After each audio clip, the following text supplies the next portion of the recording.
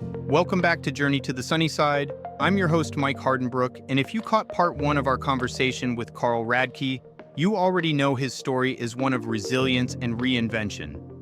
In this episode, Carl takes us deeper into the moment he realized he had to make a change, his road to sobriety, and how he's turning his personal growth into something bigger with SoftBar, an alcohol-free social space that's breaking new ground. We're talking about what it takes to walk away from alcohol, why so many people are seeking alternatives, and Carl's vision for the future. Let's dive in.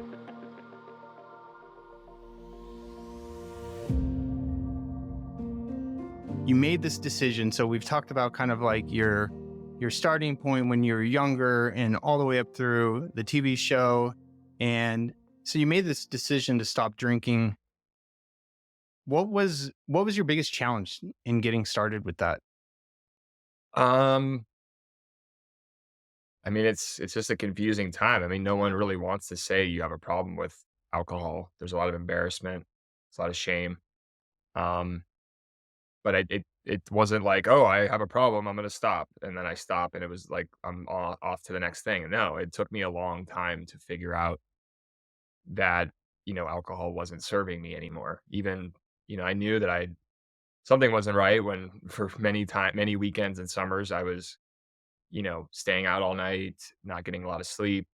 Relationships were crumbling. I had a lot of anger, I had a lot of resentments, a lot of just pent up sadness and depression and all of this stuff. And I just wasn't able to really tackle it. But I knew that alcohol was something. And when I drank, that it led to cocaine at times, which was also a challenge. Um, but I couldn't stop it, So Yeah, there was a period of time where that I just, that's a double whammy when you go there, yeah, I couldn't when turn you it off. combine And things. I knew Yeah. I had some friends that were also very aware that I wasn't doing great overall, and I had a friend recommend that I go to a Tony Robbins seminar, which I had watched, and if you're familiar with Tony Robbins, he's kind of Yeah. a self-help guru. He's written a lot of books. Some people find it very Kool-Aid and kind of culty. I saw a documentary that was on Netflix back in 2020, and it's about Tony Robbins. I highly recommend I it. saw it. It's called I Am I Not saw it. Your Guru. Yeah. I saw it, I was really moved by it, and part of the reason I went to this seminar was because I saw the documentary. I was like, "Oh, there could be maybe something here I learn or figure out." And I went to that in January of 2020. So before the pandemic started, I went to Tony Robbins, and that was, like, the first, like, week I didn't drink. I did this whole, like, seminar. I, like, really dug deep and tried to, like, understand myself better. Came back from that feeling really good and energized, and it was 4 days later, I was blacking out again and going out all night and doing the same thing over again. So, I had, also had I've had family members who've struggled, and it was just like, okay, like, I'm trying to get this under control, but I didn't wanna say I have a problem. I just thought maybe I could take some breaks and get back to normal, and I wasn't able to do that. Yeah. So, 2020 was March of 2020, the world shut down. I then was very like, trying to, like, stay sober. I wasn't able to. I couldn't moderate. I thought I could just drink beer. I would drink beer and then drink 50 other things. I wasn't able to moderate like I thought I was. And then later that summer, my brother passed away, so that was a huge shock for obviously a lot of reasons, and that point kinda gave me a license to wanna go drink more, and that's what I did. Mm. So, I used that and the processing of grief and to try and heal myself by drinking, and that was only making it way, way worse. So, continued down a Yeah. downward spiral from that and hit what I would call my rock bottom of January of 2021. So, my brother passed August of 2020. From August till that January, I was on kind of a downward spiral. Just, I wasn't like I was just mentally very sad, down. I was drinking a lot. I was drinking alone. Um, not in a great place because what people don't realize is the TV show that I'm on, like, I found out about it, and then 6 months later, the show is gonna air. So, like, what I found out was actually on an episode of Summer House. which funny, I find people, like, forget that's happened, and it's not that long ago, and I laugh because there's been so many other things that people remember me for, but something as tragic and as difficult as this is kinda like it's been, like, forgotten, and it wasn't that long ago, but it was a big reason for me to really wake up, but it didn't happen instantly. Like, I almost killed myself, basically. So, Mhm. that was my rock bottom from drinking and using too much coke, and I woke up from that, and I told myself, "I don't wanna live like that again." I called people that I shouldn't have called. I scared people that I didn't wanna scare, and it was a cry for help, but that was, like, the last time I ever had a drink. That was January 6th of 2021. But I there was a lot that led to that moment. I mean, I just didn't know how to get sober, and I almost died from trying to figure that out. Yeah. Well, first of all, I'm sorry you went through that, and I'm so glad that you're here as a testament to just pushing on and, putting in the work and just believing in yourself eventually, even if you didn't and needed other people to believe in you at first. Yeah, But I mean, I don't think anybody has it's just the perfect example of like nobody just says with unless they're a very rare occasion, I just stopped drinking and that was the end of the story. And that was the beginning of the story too. yeah. I mean, people don't they arrive at, their relationship with things in different ways. For me, this was just a huge wake up call because I also, started to realize that it could be me too, and the l I'm painting, like, a very nice picture of, like, my story, but I mean, it wasn't great. Like, I really struggled at times. I was very down and depressed and sad. And, again, the show doesn't show my entire life, but, I was very up and down in my personal life. Relationships were not going well, romantic and personal. So it all happened the way it happened. But I, yeah, like I said, I'm just lucky to be alive. And what I realized is that if I want to stay alive, I cannot drink alcohol. That was the pivotal moment that happened January 6th. Like, I felt like I was gonna die, and Mm-mm. that moment for me is I wanted to live, and the way for me to live is I cannot put alcohol in my body. It doesn't for other people, great, but for this person, my body, my brain, and my whole thing, it doesn't work, and I started to look at other foods and things in my like, that I used to eat and love when I was a kid that made me really sick, and I just applied a similar logic. Like, people don't drink bleach, right? So I don't put certain things in my body that are gonna make me sick, and alcohol is one of them. It was really hard to turn it off, but once you apply that thinking, like, to stay alive, like, this is all about life. I wanna stay alive, alcohol makes literally is gonna kill me. I can't drink it to stay alive. Yeah. I mean, it's absolutely a personal decision. You know what's best for you. And if you know that that's that's it, you know, um, then that's your answer. Whereas some people can moderate, some people go the route you did. They question, can I moderate? They try it, trial and error, doesn't work. Then they come to another realization that, maybe even if it's not necessarily the one that they want at the time, it might be the one that they have to make. So on the flip side of that, if we're going to, what were some of your biggest challenges? What surprised you the most about life without alcohol when you kind of came out on the other side and things started to look up? I mean, the entire world changed, obviously, but it took a little bit of time to, like, e embrace it, let's say. But I found when I mentioned the Tony Robbins piece from, like, that point, it was 2020, but I had numerous people, I was reaching out to. I had a friend of mine I used to party really hard with in California. He had gotten sober and was going to AA, and he called me and, after my brother had passed, was basically like, "Hey, are you going to AA?" And I'm like, "I'm not." And I didn't ever think that that was something for me personally. I just thought, "Oh, that's for the homeless guy on the street with a brown paper bag." That's just what I thought. That was my Right. Right. perception of it. And he challenged me, this friend of mine. He said, "Listen, I don't think you're gonna stay sober if you don't have another layer of community and working with." It's it's more than just not drinking now. It's the other things in your brain and your emotions and how you're processing, and your past is gonna continue to come up, and life is gonna hit you. Like, you've gotta be able to face things that come ahead that you don't even know about yet without alcohol. How are you gonna do that? So, he introduced me to a sponsor, and that was eye-opening for me because the sponsor worked at Goldman Sachs, very successful guy, and I was, like, on the phone with him the first 10 minutes. I'm just like, "Okay, smart dude, really successful."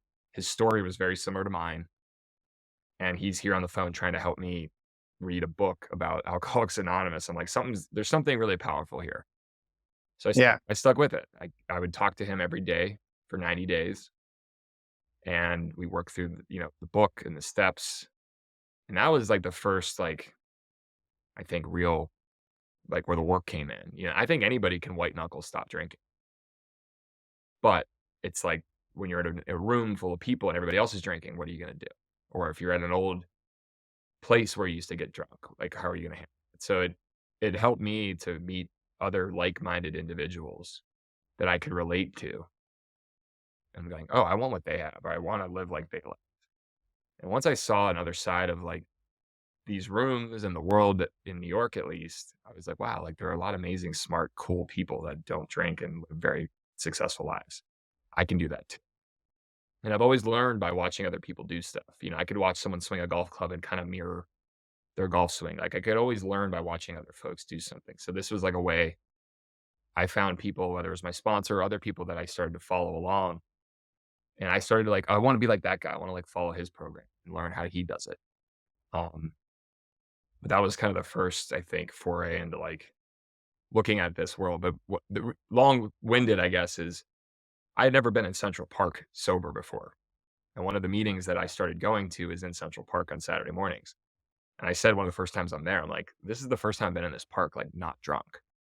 And the beauty of Central Park is actually amazing. And the birds, there's just a beautiful landscape and it's green and there's, fresh air. It's just a really good place to start your morning. And it just gave me a whole new lease on what New York has to offer.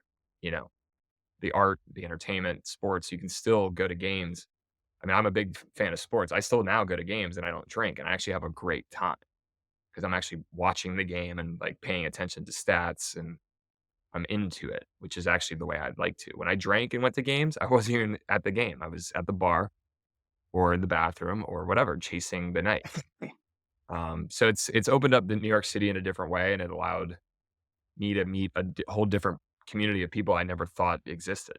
I just thought it was like the drunks and the non-drunks, and it's like, no, we're all kind of in the same world. But Yeah. Isn't that the most incredible thing? That I think that's one of the best things, whether or not you're changing your relationship with alcohol or you've gone totally sober, is that you start to do things in a different way. So, for example, I mentioned I'm traveling here in Spain. I was here 8 years ago with my family, a lot younger, less kids. But I wasn't waking up to watch the sunrise the last time that I lived here. And now I never miss one. And it's just the most incredible thing. And it's all because of changing that relationship. 100%, yeah, there's things you start to recognize that are really beautiful and things that you just never, they were always there right in front of you. It just the perspective you have now. Like I love a good sunrise. I mean, I see it all the time in New York, in Brooklyn, and I remember seeing the sunrise when I was still awake from the night before, and the difference of feelings. When I was still awake from the night before, the anxiety and the wave of just like, oh fuck me, and then now it's like I'm excited. The day's starting. There's like a restorative kind of excitement about the sun coming up. So it's unlocked another part, and I needed that. I mean, I'm 39. Like at some point, being at a bar all day or chasing the clubs and all of that, you need to evolve. And I think New York certainly has a lot of temptation, but it's given New York a whole new, or giving me a whole new perspective on New York and Brooklyn because I live over in Brooklyn now. Just being more active, I work out more. I do workout classes at the time I used to be drinking. Like I'll go to a workout class at 5:30 p.m. on a Friday, which would usually be happy hour. But instead, you stack your schedule with good things and a group of people that, are healthy. So I go to work out and then after I'll grab a coffee or, a non-alcoholic drink, and enjoy my life that way. Like it's okay to go home early. I love being in bed sometimes at night at 10 o'clock. It just took a little bit of time to figure that out. But Yeah, it takes that change. It's that thing that I said about you don't know what you don't know. You don't know that you actually end up loving that. And so one of the things you mentioned there was getting connected with whoever what the executive at Goldman Sachs. And I have the same kind of story is that one of my mentors, he's the CEO of you probably pass the store, when you're driving around in any city in the US. And it doesn't discriminate. Like alcohol and problems, it doesn't matter what class or income bracket you're in, it doesn't discriminate. So I think realizing that this is such a more when you come out and start looking at it and talking to more people, you realize how normal this actually is and how not abnormal that you actually are because of that past relationship. And one of the things that you're doing right now is pretty amazing. So, and I think this is going into this movement of normalizing the conversation of doing alcohol free things and normalizing the conversation just to even talk about reducing or thinking about taking a break or quitting altogether. And so your path, through the show is now on an entrepreneurial path with something called SoftBar. Can you talk about that? Yeah, no, I mean, I think stacked in with my story, I sometimes forget, but back in 2018, I helped Kyle, who's my best friend, and his wife launch an alcohol company. And, as I shared, I partied really hard. I had a good time, but then, it wasn't a good time anymore. But I was essentially the face with my two best friends for an alcohol company, which promoting a brand that you were drinking a lot or struggling with, it was, a confusing time. But, I learned a lot about the alcohol industry by working there. And it was actually really helpful to see that not only in this alcohol industry that things were shifting. I could see it not only in, for example, I had you know, presidents and managers of like companies, alcohol companies, pulled me aside and were like, "Hey, I'm not drinking. I don't drink." People had learned I was sober, and so it was actually really eye opening that first year being sober but working at an alcohol company. And I think that's where I started to look and go, okay, like there's still a lot of opportunity here. Like O'Doul's is like the most popular non-alc beer, and this is like the worst beer ever. And then you started seeing things like Athletic pop up, and you see these other really cool brands. And I, was talking with Kyle and Amanda, and they wanted to launch a non-alcoholic version of Loverboy, so that was launched last year. During that, I was going to stores doing what I did before, which was sales and building relationships and talking to different retailers. I was shopping at there's bottle shops now that exist that just sell non-alcoholic drinks. They look like a wine shop, but you can't sit down there. You just walk in and grab a bottle and put it in a bag and you go home. And I was there because they sell Loverboy non-alc. So I was shopping in there last year, about a year and a half ago. I walked in. It was like on a Friday. I pick up some things. It's a cool shop and like there's all sorts of great things. You literally walk in, pay for it, and leave. Like that's the only you can't sit down. I'm walking home and I'm just like, this is insane. I live in New York City. Why am I walking home right now? Like, why can't I go to a place and sit down with other people and drink really good non-alc drinks, like, and hang out? Like, it just doesn't exist what I'm looking for. So Totally. Like light bulb. exactly, there's a light bulb, and again, I'm not inventing anything new. I'm just creating more of an experience around products that do exist and creating more of a community and like an education experience around it. Because most of us now, I mean, you buy stuff online, you don't know what anything tastes like. And right now, the way of non-alc is you pretty much either buy it online or hope you find it at Whole Foods or a retailer. Whole Foods doesn't have big enough shelves to carry everything that everybody wants. So it's just been really cool to see and be able to kind of create something I think is needed. So what I put together with the help of another, co-founder was SoftBar, which is a mindful consumption cafe and bar. And my whole thought is creating a four-wall space, an experience where you can come and drink the best non-alcoholic drinks, morning, afternoon, or evening. So in the morning, we have premium coffee, but we also have mushroom coffee. Products like lion's mane or cordyceps, L-theanine. These are all really healthy ingredients, not psychedelic, not psychedelic. One more time, not psychedelic, but there are healthy mushrooms out there that people take every morning for whether it's calming or focus or brain fog or cognitive feelings. Like, these are really healthy ingredients that people are now putting into beverages. But people are putting into beverages, you can make it at home. Like, you've been retargeted, I know it, by a mushroom coffee ad on Instagram, but Oh yeah. you make it at home. You can't walk into a coffee shop and sit down and say, "Hey, I want a mushroom coffee." They're gonna go, "What?" Like, that doesn't make any sense. So we're True. kind of True. take all of these amazing direct to consumer brands, but also create an experience in an on-premise place where you can come and drink. We also have our own, what we call soft cocktails, which are just premium non-alcoholic drinks that we make kind of like a craft cocktail, but we can do the functional ingredients in those. So you could walk in on a Friday afternoon and be like, "Hey guys, I got a big meeting in an hour. I need to be focused and dialed in." We can serve you that drink. So, SoftBar is going to be opening up, hopefully this spring, where we have a location in Williamsburg, Brooklyn. I live in Brooklyn. There's like a really cool kind of world happening with a lot of wellness, fitness. People are still very social. They like art, they like music, but they don't want to drink alcohol. So we have a place that anybody can come. You don't have to be sober to come to SoftBar. And it was important when I was putting this together.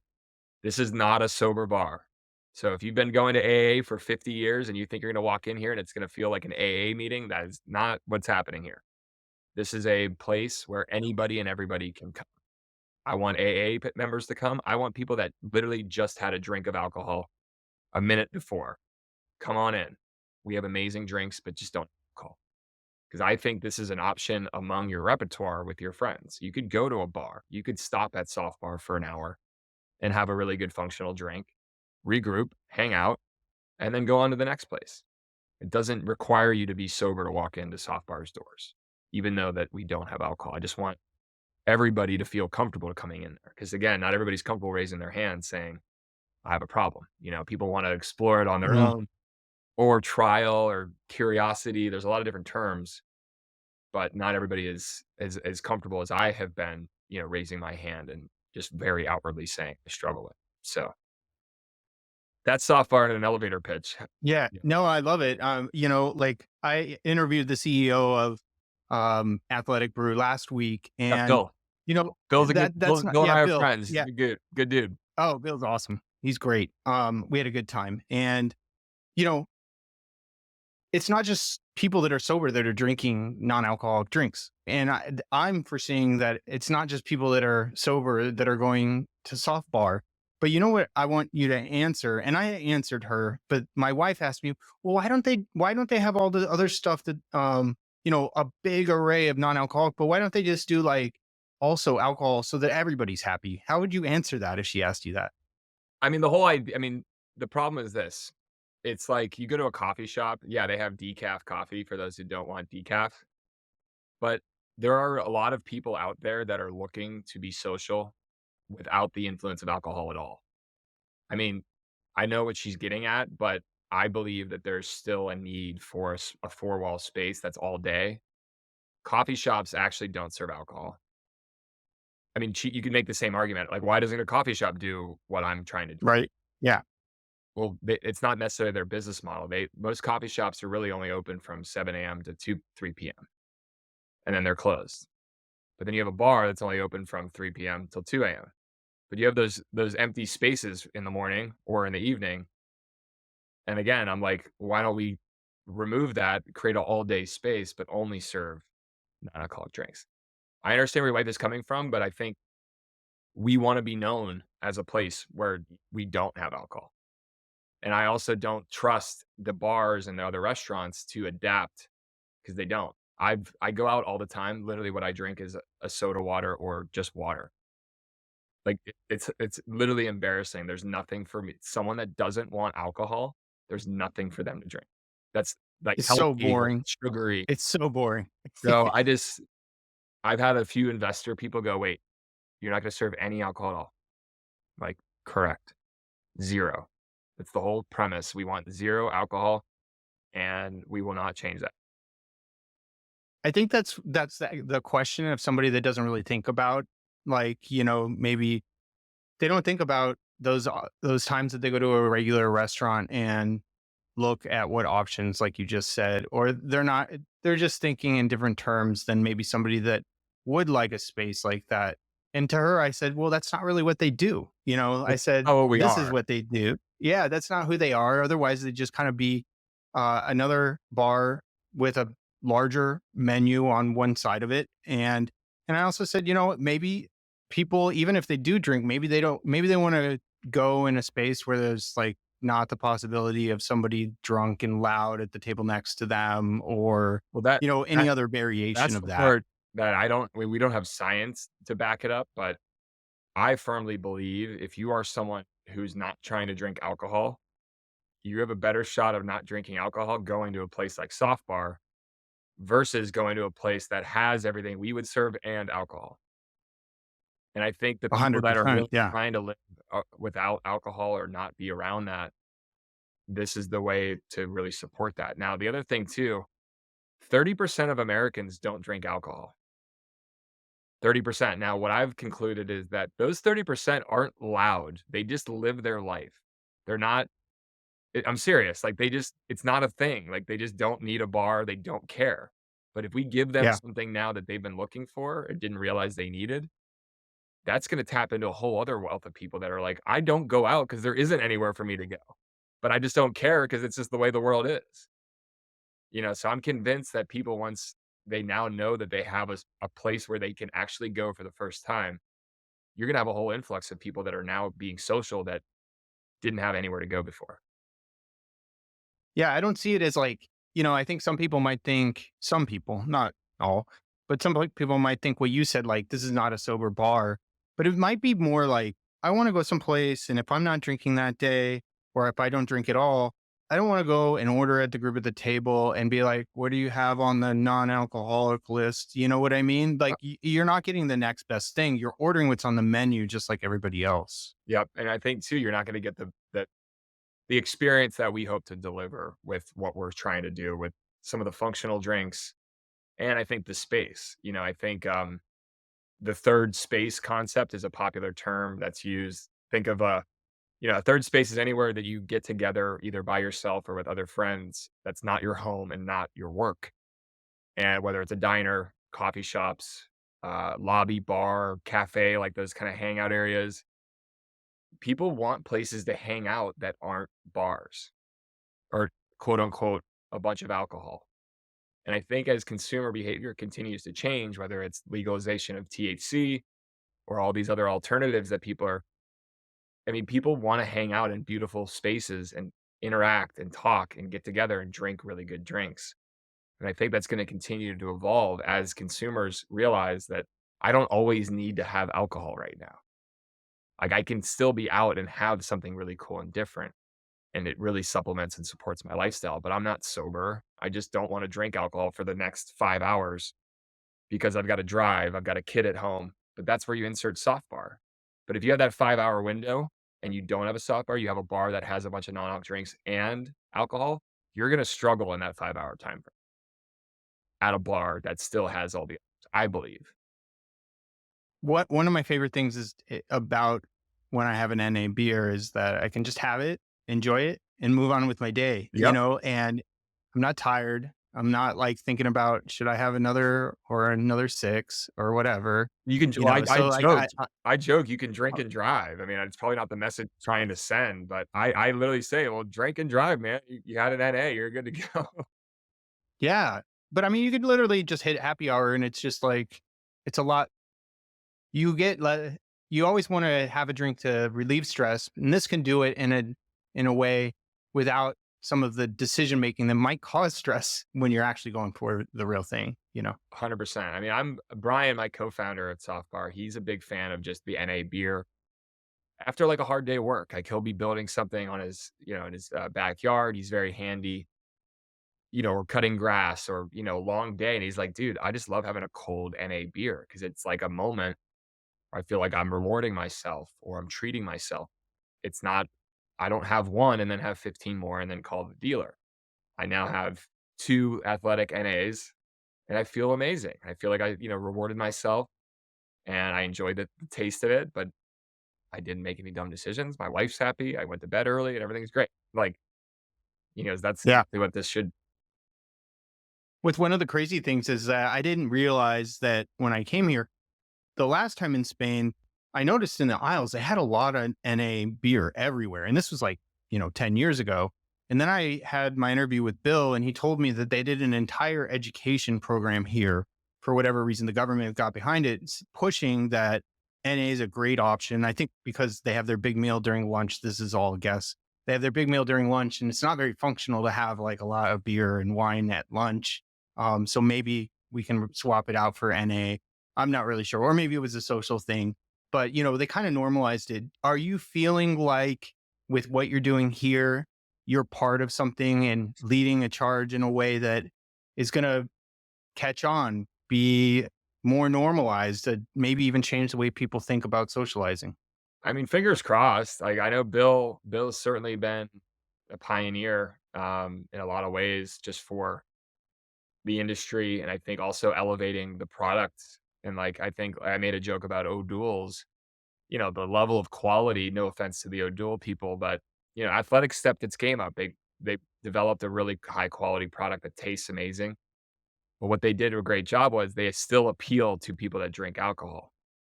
And if you're building a business, the other stat I should rattle off is like 93% of non-alcoholic products are sold to people that still say, I drink.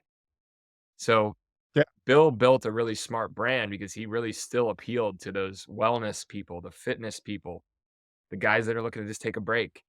Athletic, yes, you have sober people that are like writing Bill letters, like thanking him profusely for like saving their lives. But Bill did not create a sober beer brand. This is a alcohol brand that just doesn't have alcohol. So Yeah. I love what Bill has It, done. And I'm a big fan of his like pioneering. I think I'm just in a really unique position with my platform, my level of access to the public with the show, that I'm the perfect person to help try and lead this to another dimension of just like a experience. My thesis, and people like Bill might not love this, I believe there's too much product. There's nowhere to drink it all. Like, you just drink it at home, basically. Like, because all of the NAs that exist aren't available at a place that you can sit down and drink them. 'em. They're all available on a shelf that ships to your house. You drink them on your couch or bring them to a barbecue. I believe there needs to be more four-wall spaces that really focus only on non-alcoholic beverage. And I think being in the position I am, I have a great opportunity to have success, but it all really comes down to operations and execution. You can have a great idea and a great product, but you need to have the mechanics of the business and just everything dialed in. So I'm excited, but there's a lot of things that certainly I don't have fully figured out. I have a tremendous amount of experience in the industry and seeing what's happening. And I look at the alcohol sales, wine, whiskey, they're down and they're getting crushed. Consumers are changing their behavior.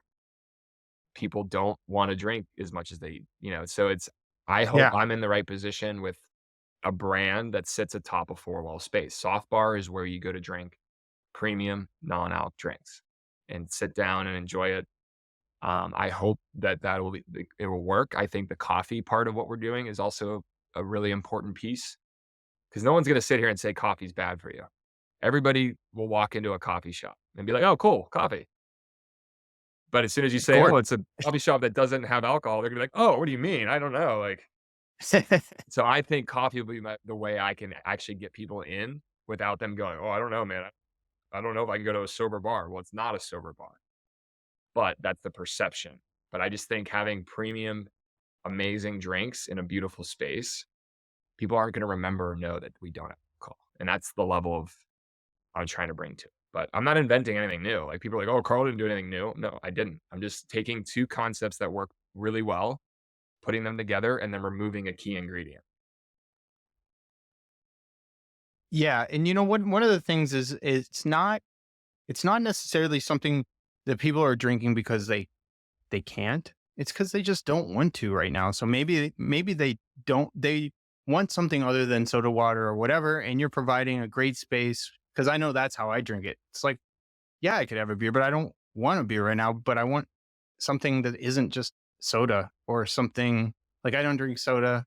I don't drink sweet things. I don't drink juice. It's like, but I do like a malty, like Spanish beer here. I love stuff like that. And so like having a place where you know that it's going to be there in a great atmosphere and you can connect with other people in a social way, I think you're going to have a slam dunk. So, I hope so. um, Well, I had yeah. someone I have another comparison because I can't stop thinking about it.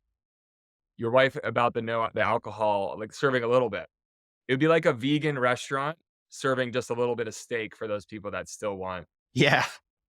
That's So the well best said. comparison I can come up with, but yeah, you could go to a really good restaurant and they may have Impossible burgers on their beef menu, but if you're a real vegan or don't want to be around meat, you're gonna rather go to the vegan restaurant to get that particular type of experience.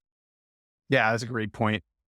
Well, this has been incredible. But before we wrap up, I want to get your piece of advice on anyone rethinking their relationship with alcohol, but still want to stay social. What advice would you give them, and what's the first step?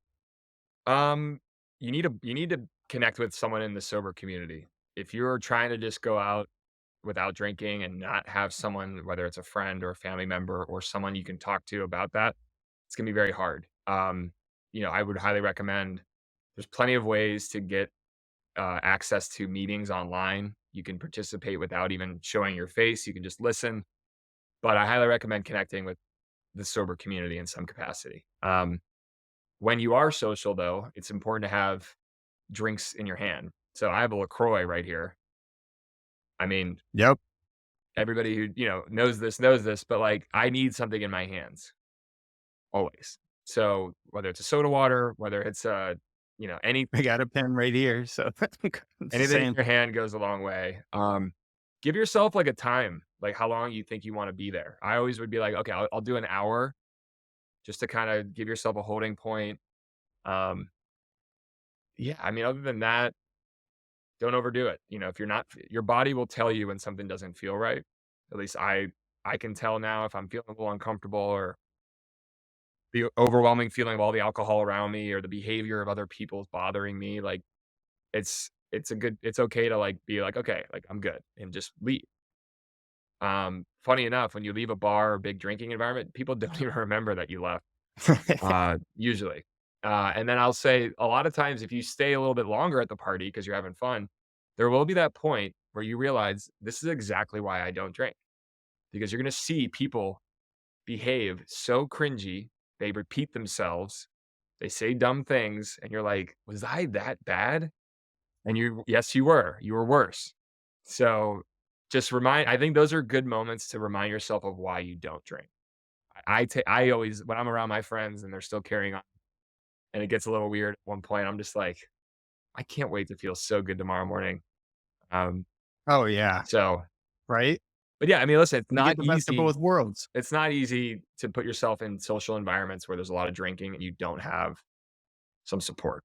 You can white knuckle it, but I would highly recommend, you know, really digging in and looking at meetings, um, and finding a sober community. It doesn't necessarily have to be AA. For me, AA is what worked for me, but there are plenty of other ways to find support and even social media. I mean, I follow people on social that, talk about their sobriety or share their wellness story. And that's also been really helpful. Find someone that you want to be like that doesn't drink, or find someone you want to model your life after. Not every inch of it, but yeah, there's a lot of people you can Right. That part of it. yeah, there's people that inspire Yeah. me, whether it was Kevin Love, who talked about his mental health ups and downs, and I was still to this day can't believe like a 6'10" NBA all-star had like admitted that he struggled with his mental illness, and I was like blown away. But it was guys like Michael Phelps, Kevin Love, athletes that were sharing some of their mental and or Darren Waller, former tight end who has a crazy addiction story. I've met Darren in person. But I look up to those guys. So, and I'm sure people that listen or watch Summer House maybe aspire to something I've done, and if I can be, motivating for some people, that's great. But there are plenty of people that live a way better program and are way more further along than I am. I just try to just live more purposefully, and I know I feel pretty damn good. It'll be 4 years coming up in January that I haven't had a drink, so pretty crazy. It's awesome. I love the success story. I love the advice. I mean, that's a great one. Come in, rely on peers, You can't do get it alone. something to make you feel comfortable with yourself. Um, Time block, if you want to have a cutoff time to leave, remind yourself why you're doing what you're doing, whether or not you're moderating and cutting back and really just minimizing alcohol in your life, or you're, you know, taking a break or you're going full sober. All of these things work for each of those strategies. Yeah, I mean, there's a lot of different tools, I'm sure. I mean, some people might tell you not to go to those social events. Some people might, say stay home. But I'm a social person. I thrive off of connection, and even if it was for an hour, just getting out of the house and getting yourself. But what I realize is repetition over time. You get just more confidence of living this way, and now like this is how you live. Like I'm this is me, and then you just get used to being Yeah. like comfortable. It's just like riding a bike over and over again. You get better at it, and then you take the training wheels off, and next thing you know, you're like actually riding the bike, no problem. Um, but it wasn't always like that at the beginning. It takes practice.